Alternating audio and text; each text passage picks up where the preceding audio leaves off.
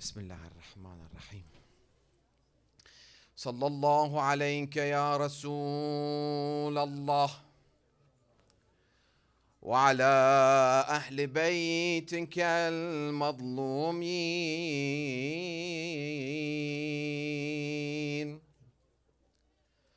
صلى الله عليك يا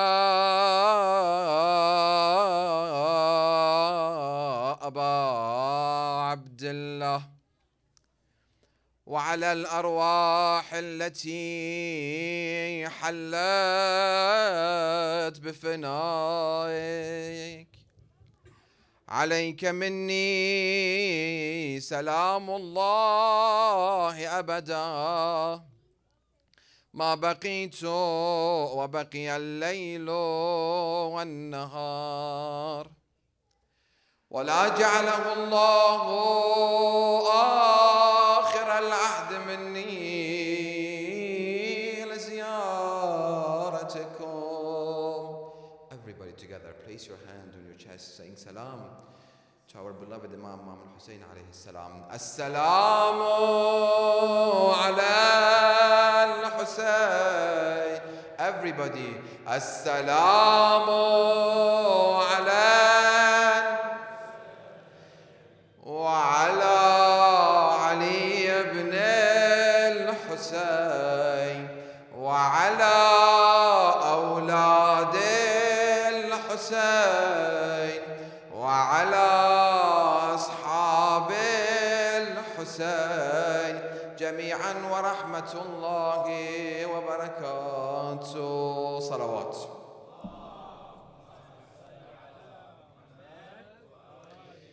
We pray to Allah subhanahu wa ta'ala to hasten the appearance of our beloved Imam Mahdi ajalallah ta'ala faraj sharif with the blessing of another loud salawat.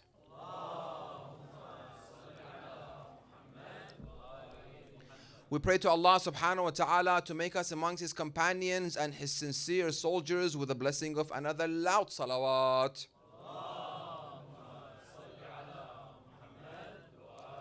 قال الله الحكيم في محكم كتابه الكريم أعوذ بالله من الشيطان الرجيم بسم الله الرحمن الرحيم يا أيها الذين آمنوا اتقوا الله وكونوا مع الصادقين. O you who have faith, be wary of Allah and be with the truthful. As we discussed the characteristics and the personalities of the companions of Abu Abdullah al-Hussein in the previous night, we discussed that their determination, their willpower to make the right decision at the right time, at the right place, is something that we have to start bringing into our lives. For them to make the right decision, and that decision, that determination, unshakable. Sisters, please help us inshallah tonight. Sisters, do they hear my voice on the side of the sisters? Inshallah, if sisters hear my voice, let them recite loud salawat.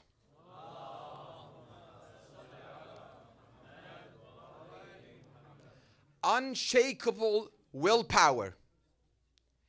They were selfless because, the second characteristic, because of the love that they had for Imam Hussein alayhi salam. Completely selfless. It's nothing about them anymore. They melted in the love of Imam Hussein alayhi salam. And they kept going forward. And as we mentioned in the previous night, it's good to remind ourselves that they would say, if they kill us, and then we come back alive, and then they burn us alive, and then we die and we come back alive, and then they kill us, and then we come back alive, and then they burn us alive 70 times. Oh Imam Hussein, we will not leave you alone. We will be with you. We will be there to defend you and to protect you.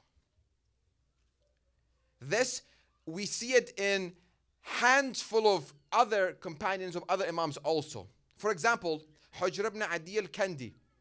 All of us, we have heard of his name. When Daesh attacked Syria, that was one of the graves that they destroyed. Hujr ibn Adi, a companion of Amir al-Mu'minin Ali ibn Abi Talib alayhi salam. That he was ordered by Muawiyah, anywhere that you see Hujr ibn Adi and his sons and his children and his slaves, behead. if they do not disassociate from Amir al-Mu'minin Ali ibn Abi Talib alayhi salam. In the middle, in the Sham, in Syria, they get him. They tell him, either you disassociate from Imam Ali alayhi salam, or we behead you and your children and your slaves. Who you talking to? Hujr ibn Adi. He said, I'm ready. Me disassociating myself from Ali ibn Abi Talib alayhi salam, you'll see it in your dream, will behead you. Do so. But I have one request. First, behead my two sons in front of me. They love Ali ibn Abi Talib alayhi salam. They are willing to sacrifice, but I'm afraid if you kill me first, they see blood, they see their father has been killed, I'm afraid their faith might shake. I don't want that to happen. It's not that he forced them. No, I know they're willing to sacrifice. I'm afraid if they see I was slaughtered in front of them, they see the blood, they might back up. I don't want that to happen. I, as a father, those who are already a father, us as a father, when our kids get a fever, we get a fever. If something happens to them, we have pain. He, as a father, he sees his two sons in front of him beheaded for the sake of Ali ibn Abi Talib alayhi salam. This is called love, which we don't see it this day and age. It has been replaced by what? By fake love that we discussed it in the previous nights. And then he prays 2 rak'ah salah, and they behead him also. Until today, the name of Hujr ibn Adi al-Kandi is still alive amongst us as one of the companions of Amir al-Mu'minin Ali ibn Abi Talib alayhi salam. Every Imam had some of these companions, Hawariyun, close companions to him. For example, Kumayl ibn Ziyad also. Abu Hamza al-Thumali, companion of Imam Zain al-Abidin alayhi salam. Abu Khalid al-Kabuli from Afghanistan, he becomes the companion of Imam Zain al-Abidin alayhi salam, from Hawariyin of the Imam. Can we become the Hawariyin and the close companions of Imam Mahdi ajalallahu ta'ala farajah al-sharif? Yes. How? If I put that as my objective, if my life changes and I, every day and night, I think about it, how can I become one of those 313? And as we have said, these ahadith should be repeated again and again and again. قال أمير المؤمنين علي ibn Abi Talib عليه السلام من أراد شيئا ناله أو بعضه. Any decision, any goal that you put in your mind that you want to achieve it, either you will achieve it or you get close to it.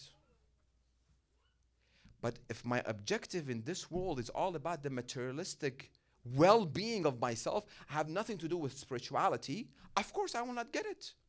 Other people will get it. Other people will become one of the 313.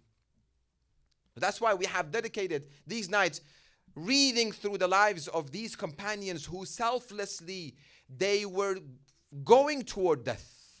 They were running toward the death. Any of us will run toward death? We run 120 miles per hour away from death. Who is willing to die tonight? I still have some things to do. But they ran toward death. And with happiness, the night of Ashura, according to the historians, the night of Ashura, these companions were joking with one another. The night of Ashura, tomorrow is their death. They're happy because they have felt again in love with Abu Abdullah al-Hussein. And that love keeps burning in them and keeps burning. They don't know what to do with this. The only thing we can do to protect Abu Abdullah al-Hussein is for us to sacrifice ourselves for him. We will do it. Willingly we will do it. With all of our heart we will do it. 2 characteristics. Decision making, willpower, determination, very strong. As we mentioned, how can we get to that point to have a strong determination? Willpower starts with small action plans. Small wajibat to be on time. Small muharramat taking away. 1 muharram a day we subtract. 1 wajib a day we add. This is all reminder.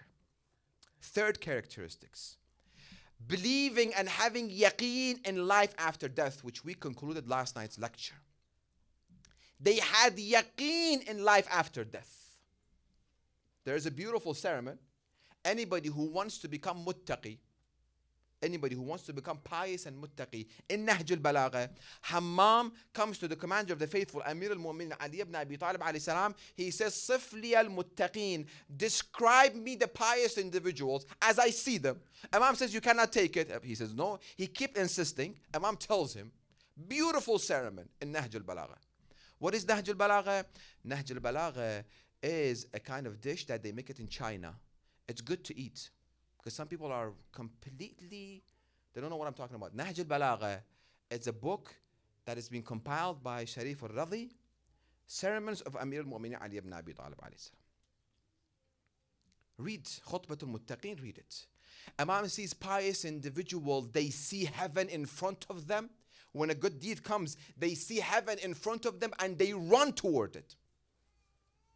Last night, what did you say? When the door of opportunity, when they knock on them, the door of opportunity opens to them, they see heaven, they run toward it. How? Again, as we have mentioned it, when the time of donation comes, when the time of manpower comes, when the time comes that we have to do something for the sake of Allah and Ahl Bayt, this person runs, this person is pious because he sees it. But for me, أَثَّاقَلْتُمْ إِلَى الْأَرْضِ, the Quran says, you become heavy on earth. You can't move anymore. And also a pious individual sees hellfire in front of him. When he sees a sin, he sees a hellfire and he runs away from it.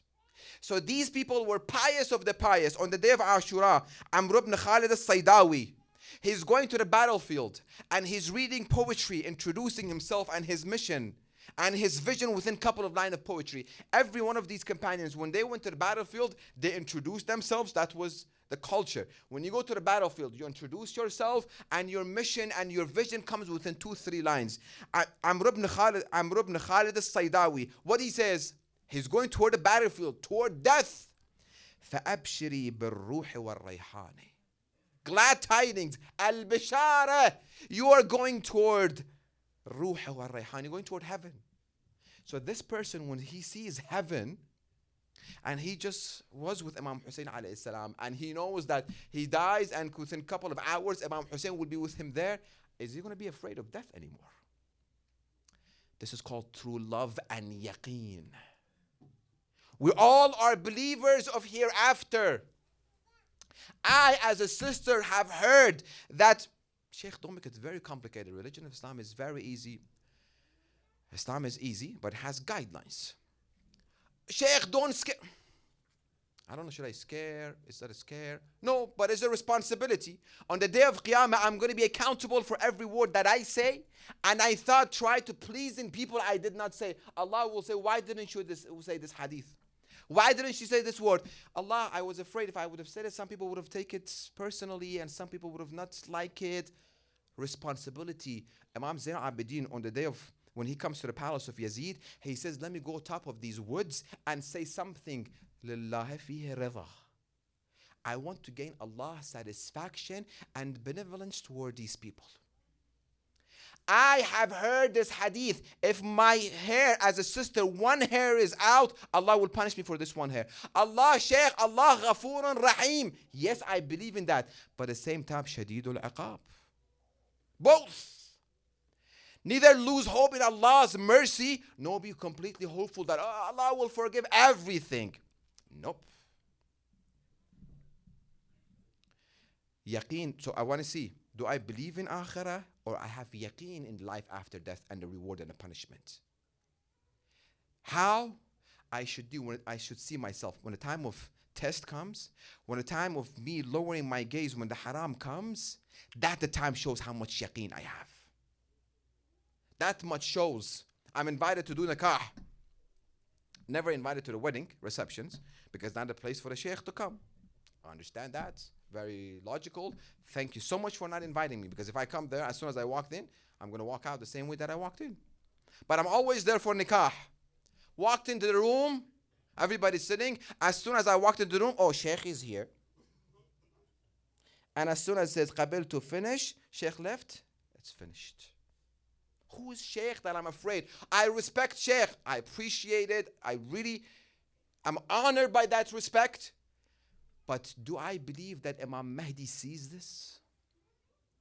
Do I believe Rasulullah sees this? Do I believe angels are seeing me? Allah sees me? That's called yaqeen. Sheikh, it's only one night. Just leave us alone. It's just one night. Let's just have fun. Men and women together. Women with the latest hijab and latest makeup and tight clothes. But Sheikh, there's separation. Women sitting here, men sitting there. But when they get up and there's a... I just don't want to go with the end of it. This is called the yaqeen. At the time of salah comes, will I keep sitting and wait for the game to go to the halftime for me to go pray my prayer? Or right away, as soon as adhan said, they're about to do touchdown, I have yaqeen in Allah and akhirah. Who cares about touchdown? Let me go and talk with Allah subhanahu wa ta'ala. This is called the yaqeen. In money, halal and haram business, the person came to a marja' taqleed, and he says, where is Allah subhanahu wa ta'ala? Look at this marja', how he beautifully answers him. He says, what do you do? He said, I'm safar. Safar is like, they used to get these metal pots and pans. If it had holes, they would put a piece of metal on it, and they would hit until it's completely patched. Sometimes, they're supposed to make it very nicely, it doesn't show. Some of these people would just leave a small hole in it, like just to do some typical, unfortunately, Muslim job. They don't do finished job. Marja' Taqleed says Allah is in that hole, small hole that you left and you didn't finish job. Allah is watching you from that hole. Allah is watching. Yaqeen in akhirah. These people, Amr ibn Khalid al-Saydawi goes there and he gives glad tidings to himself. Let's recite this loud salawats.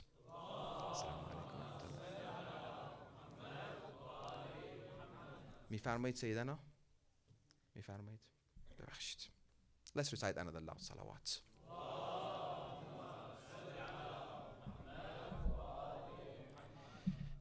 May I request to please move forward. رحم الله من ذكر القائم من آل محمد. Please move forward. As much as possible, please move forward.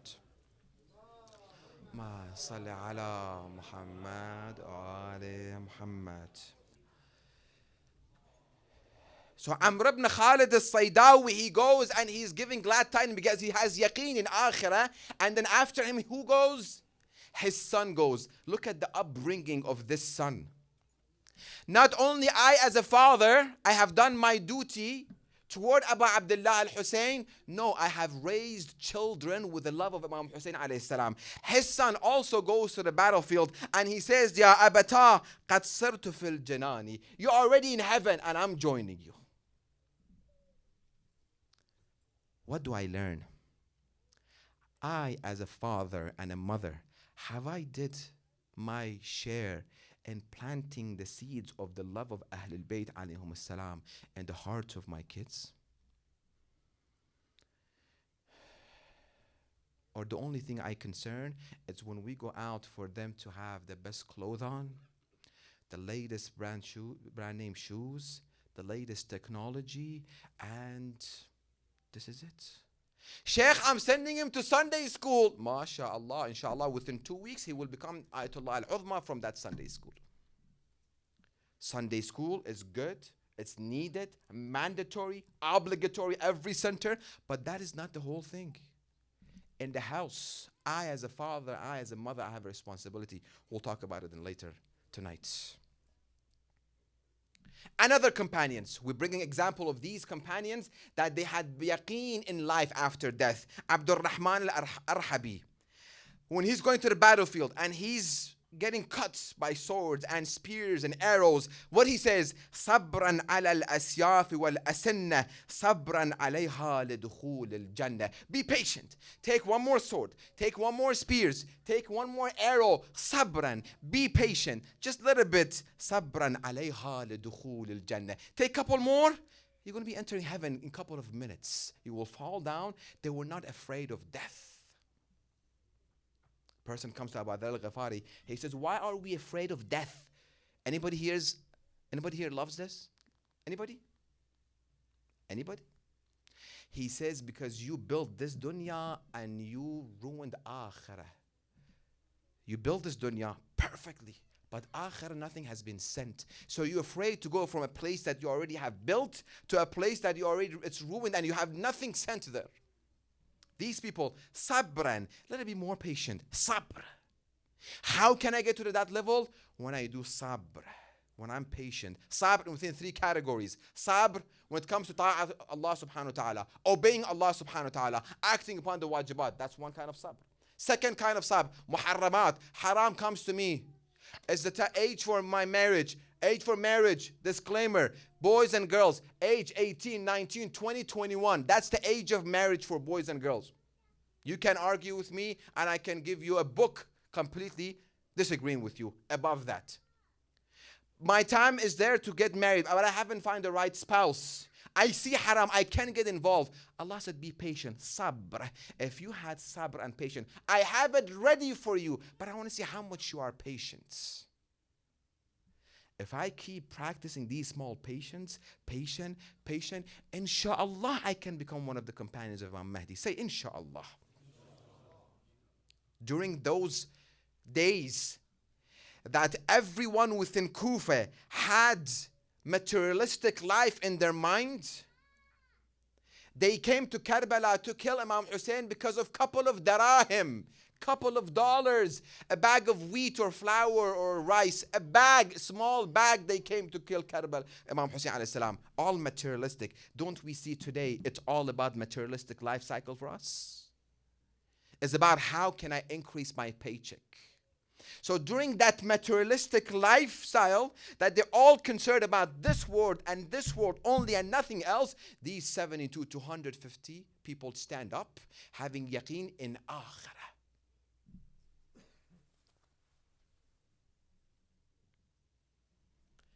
Let's move on. Tonight's the night of Abu Fadl Abbas alayhi salam. We want to come to a beautiful poetry by Abu Fadl Abbas alayhi salam and drive thousands and thousands of lessons, but we have only few we can talk about it. Time is finishing. Everything in this world has a price. When we go to the store, we pick a product. We see this product. My wife and I, for example, we pick this product. For example, it says $20. We talk to one another, it's not worth it. Probably $10 or $12. We go someplace else, well, something that's worth $100, well, they have a discount, $10. Everybody rushes. Why? Because really, $1 is supposed to be $100 when we get discount. Why we like it? Because the price for something, it was high, they reduced it. Everything has a price. Within our materialistic life, sometimes we don't buy something we need, but we see it's not worth it. It's too much. Let me go and bargain and let me go, as we say in Farsi, let me find some other places on eBay, or maybe I find it, some second-handed. It's not worth it for me to buy this with this price. Everything has a price. And how much we are willing to pay for it. Religion also has a price that people must pay for it. Let me give you an example. Please follow my analysis. I'm trying to get to a very beautiful conclusion, inshallah.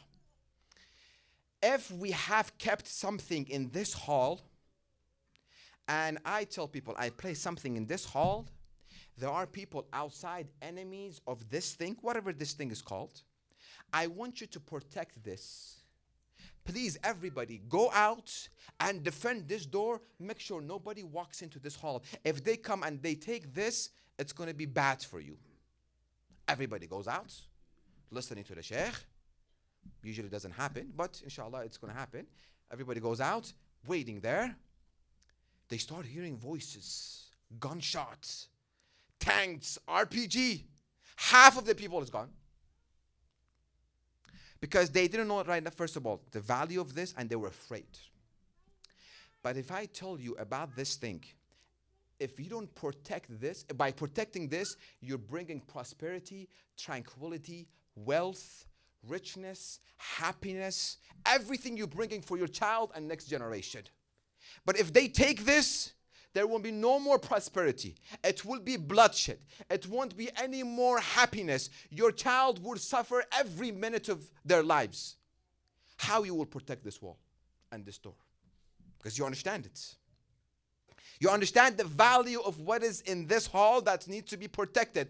Despite giving your life, You will stand there because I want my kids and my children and my next generation and my family to not suffer.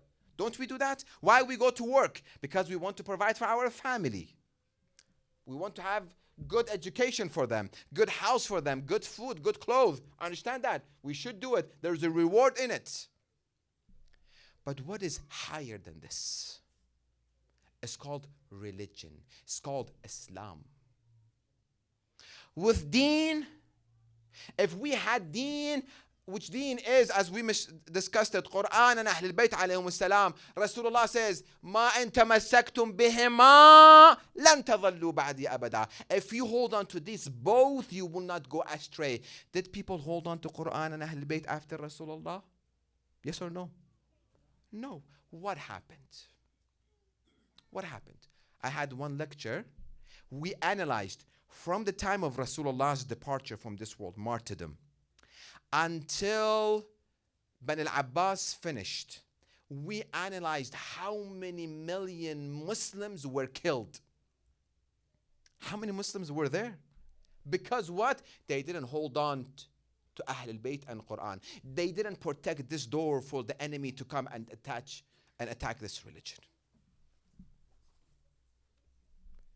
The characteristics of companions of Ahlul Bayt alayhim salam, Imam Hussein alayhi salam, in Abu al-Fadl Abbas, what he reads, he says, Wallah, after they cut his hand, Wallah in qata'tumu yamini inni uhami abadan an dini. Cut my hand, that's the price I'm willing to pay for what? Abada inni uhami. I'm here to defend my religion. I'm here to protect my religion. Wa an imam as-sadiq al-yaqini. The truth Imam, the truthful Imam, I'm here to defend. Cut my hand. That's the price I'm willing to take. Throw an arrow into my eyes. I'm willing to take that. I'm willing to pay that price.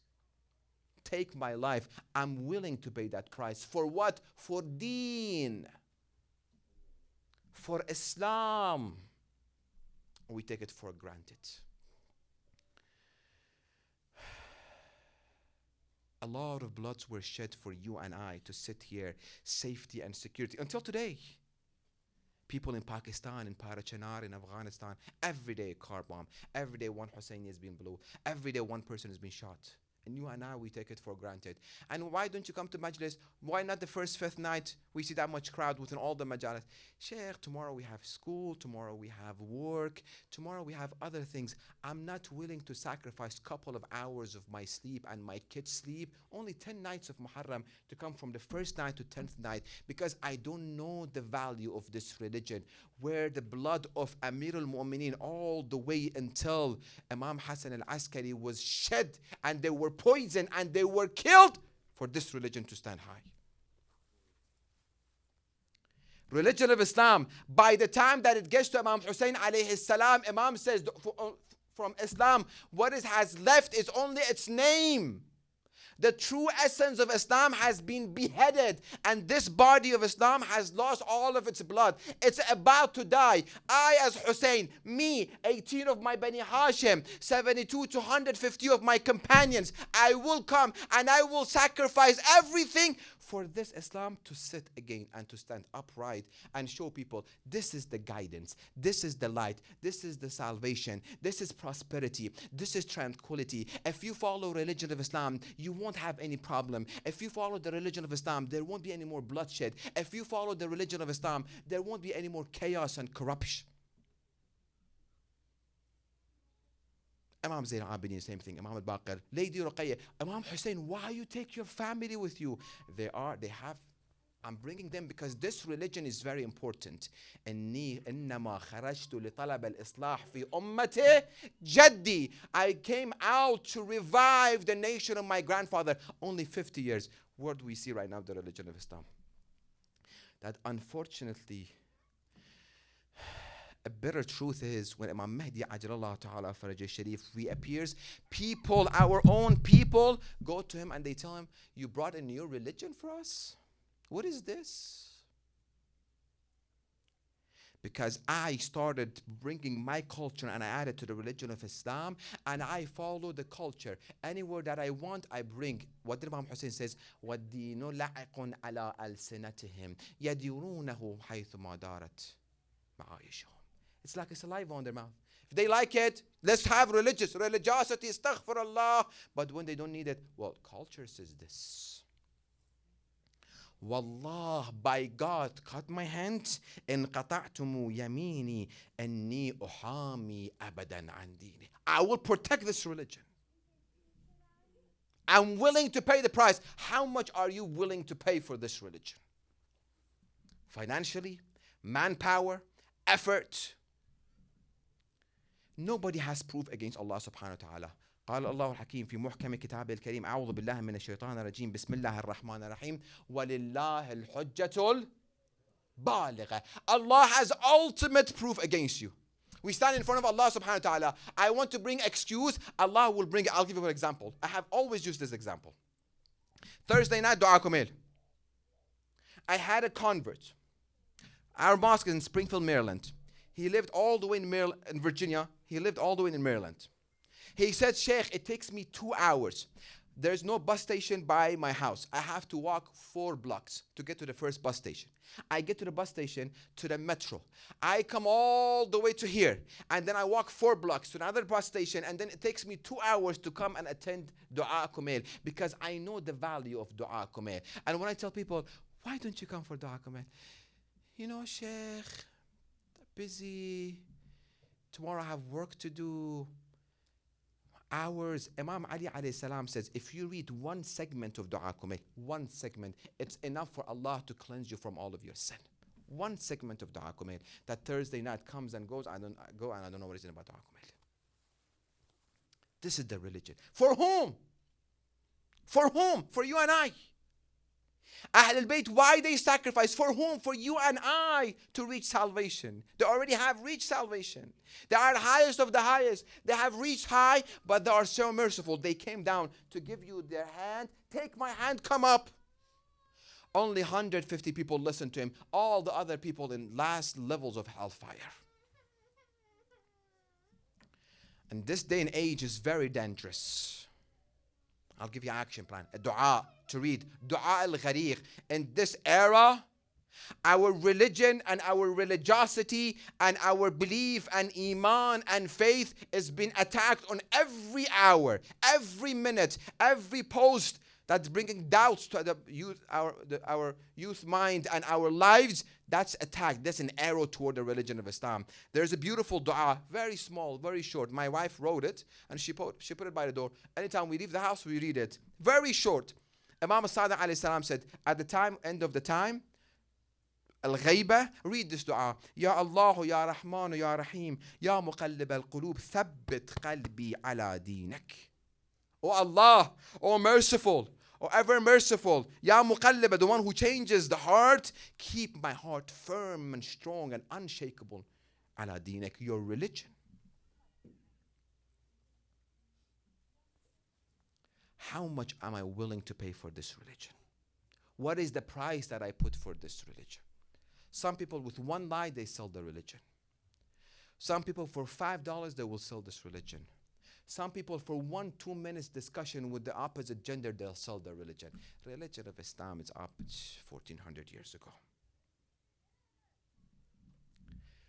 Action plan. Number 1, acting. How can we defend this religion in this day and age? Right now, there is no sword, no shield, no sacrifice, no blowing up. No, there's none of these. It's for other people who are trying to protect their religion by blowing themselves up, which we don't believe. Completely agree. And they come and they blow us. And they call themselves Muslim. Our Islam. First, gaining knowledge of it, which we discussed it. Usul al-Din, Furu' al-Din, Akhlaq. And acting upon it. Ahkam of Salah. Right now, not necessarily, you don't have to necessarily know all the ahkam of Hajj, because you're going to forget it. Before Hajj, inshallah, if you become Mustati and go to Hajj, well, read the ahkam of Hajj. Beautiful. But right now, Salah, the most important. Ramadan comes, Risala of Tawdih al-Masalif al-Maraja. Go read tonight, go find the marja', the marja' that you follow, his Risala. Alhamdulillah, majority of them have been translated into English. Take the part of Salah and Najasat and Tahara and see what is it. That's religion. Ahkam, correct way of praying. Akhlaq, correct relationship between wife and husband, between parents and the kids. Abghadul halal, divorce. Why I see so much divorces within our communities? Why? Because man didn't know his rights and woman didn't know her rights. And this living, the lifestyle, wasn't the lifestyle of Muhammad and Al Muhammad, salawat by their names.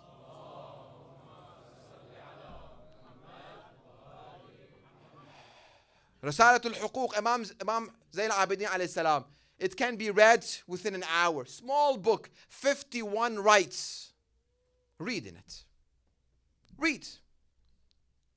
Imam says, I know I'm going a lot after the men.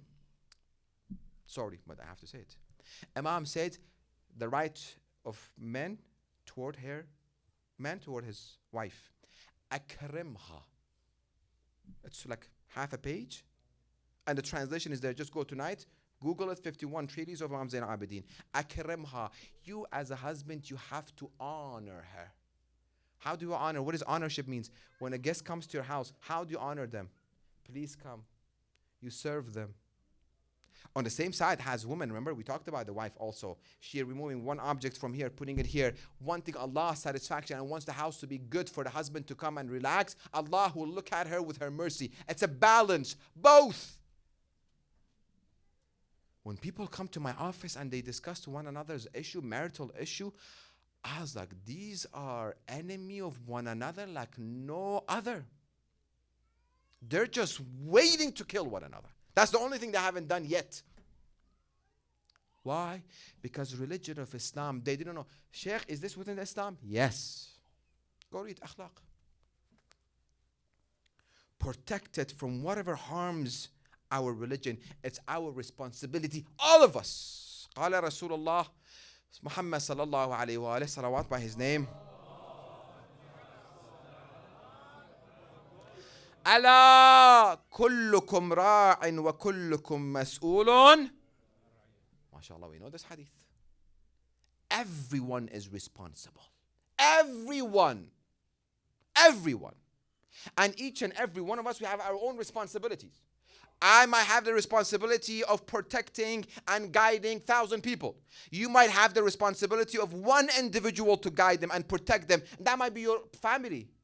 يا أيها الذين آمنوا قوا أنفسكم وأهليكم نارا. I as a father, I as a mother, I have a responsibility toward my kids. It's a responsibility. The expectation, I don't know what to talk about. The expectation of the materialistic expectation to the roof.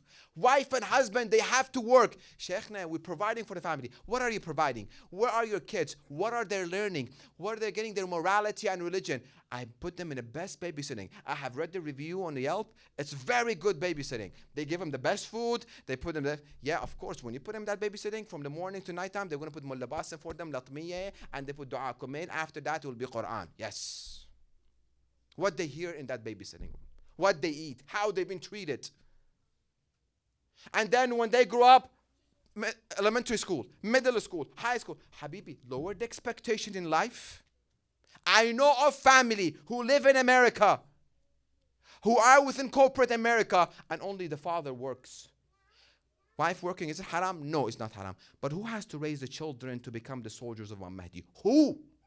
School, that there's a separation. Do not talk about religion. Do not talk about morality. Where they are learning these stuff? Where?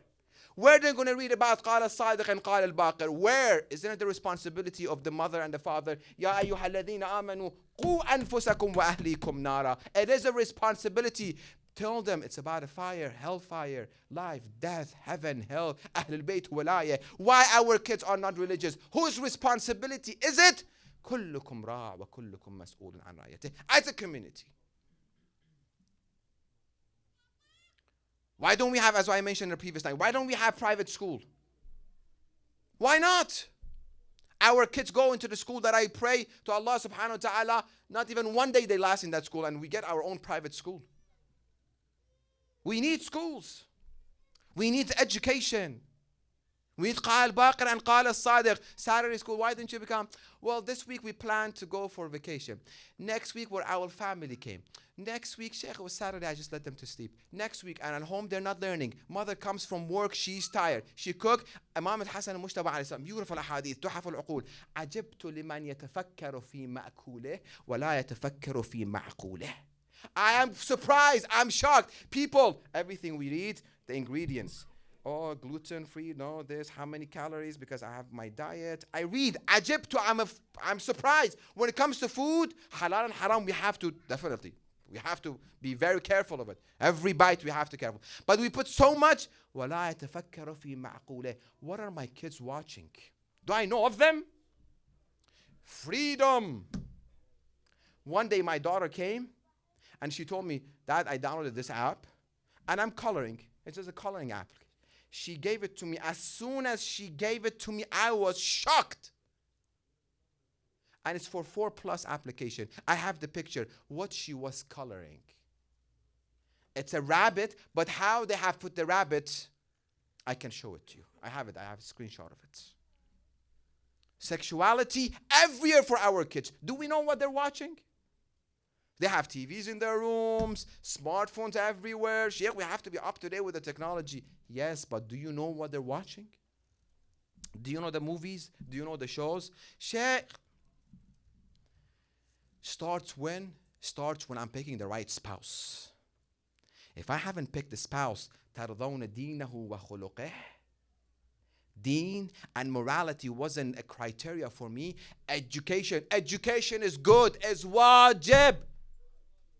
But not everything is education. It's not everything education. I saw a family. She said, I'm not saying this is wrong.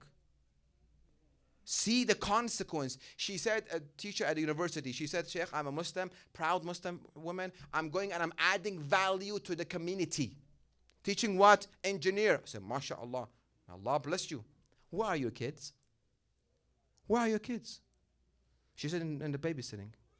Daycare. I said, who's adding value to them? When you go home, do you have time to give love to your kids? Yes, Sheikh, I can do it. Everybody in this life has a responsibility, a role.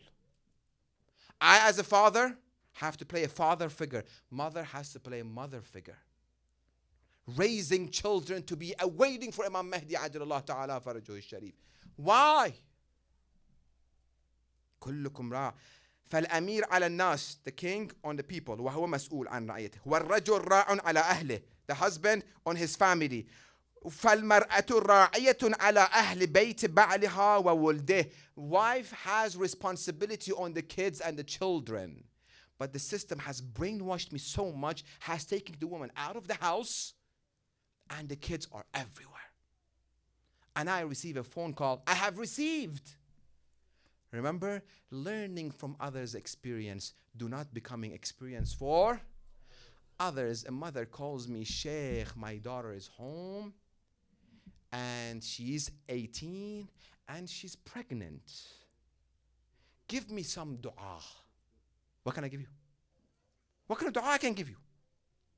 I received another, I have personally, they caught my son with X amount of pounds of drugs, heroin.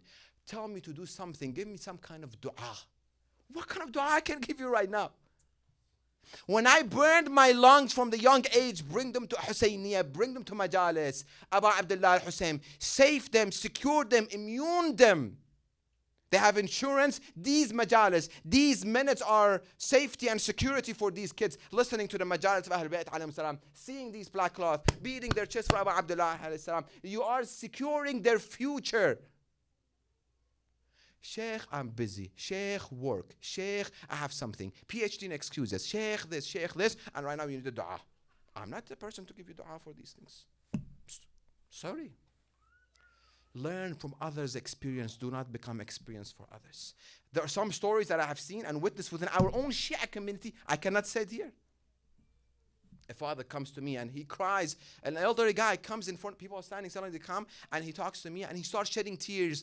What has happened to his son? We cannot talk about it. He said, Sheikh, do something for me. I said, I really don't know. If it's sickness, I can tell you. Financially, I can tell you. Relationship, I can advise you. But these scenarios, we never had it. I don't know what to tell you. But I know you were not there in his life.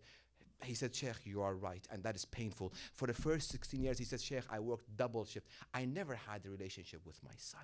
Why? Because the wife came home and I came out from other family's house. We went there. We saw a bigger house, bigger car, better dishes. Their dish had 7 flowers. Our dish had 5 flowers. Let us go and buy dishes which has 8 flowers. So when they come to us, like, look at the flowers in our dishes. I don't understand this. Competition toward materialistic. Allah says, سَابِقُوا إِلَى مَغْفِرَةٍ مِّن رَبِّكُمْ. Competition, yes, good, but Allah's satisfaction, we should compete one another. Imam Hussein on the day of Ashura says, سَبَقْتُ الْعَالَمِينَ إِلَى الْمَعَالِي بِحُسْنِ خَلِيقَةٍ وَعُلُوِّهِمْ. I competed and I proceeded. Alam, no. People, no. Alameen إِلَى الْمَعَالِي, to the highest. What? With high ambition and حُسْنُ الْخُلْقِ. How much am I willing to pay for this religion? What is the price? How much value religion of Islam has in my heart? Only 10 days of Muharram? 30 nights of Ramadan, that's too much. Oh, not even 10 days of Muharram. Last 5 days, nights of Muharram, 3 nights of Qadr, and day of Eid, definitely. Sheikh, we have to do Salat al-Eid. Eid al-Adha, definitely we have to pray Salat al-Eid. All together, 10-15 days. That's how much I'm willing to sacrifice and take from my work and come. I finished. أبا الفضل عباس والله إن قطعتم يميني أني أحامي أبدا عن ديني. I am willing to give my life, the blood of Ali ibn Abi Talib alayhi salam in me.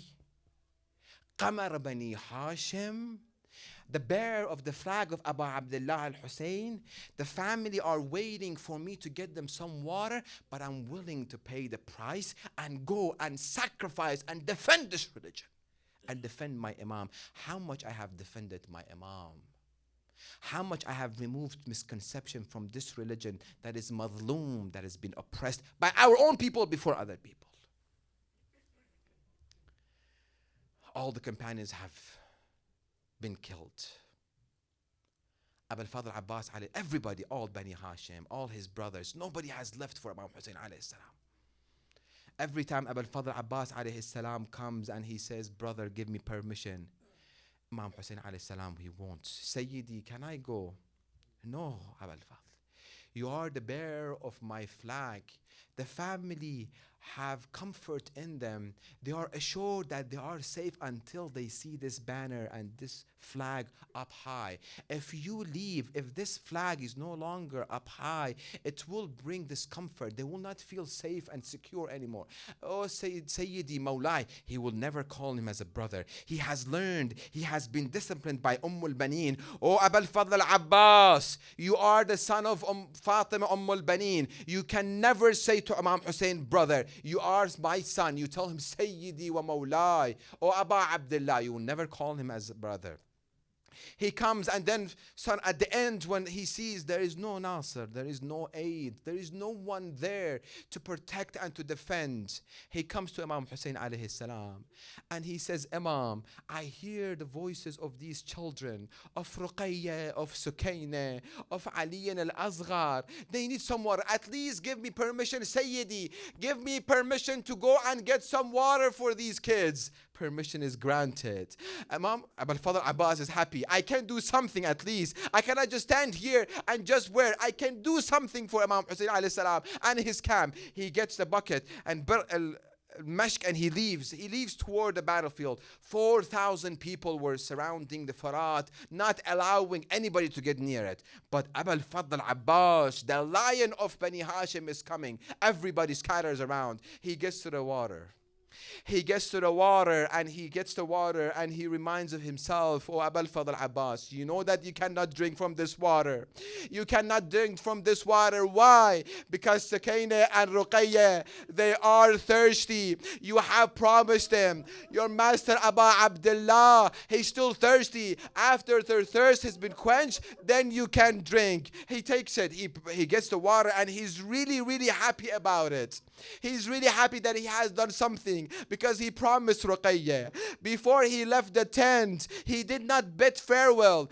One of the only companion of Imam Hussein alayhi salam, the only individual that not bid farewell the family was Abul Fadl Abbas, because he didn't come for a battlefield. He didn't come to fight. He came to bring water. So everybody's waiting. He saw Ruqayya. He was about to leave. Ruqayya, Ammi al-Abbas, I am really, really thirsty. Okay, Ruqayya, I'm about to go to get some water for you. Just be patient. So Kaina comes. The other daughters of Imam Hussein alayhi salam, the other children, he's going and he gets the water. And how happy can this person be that he has promised to kids?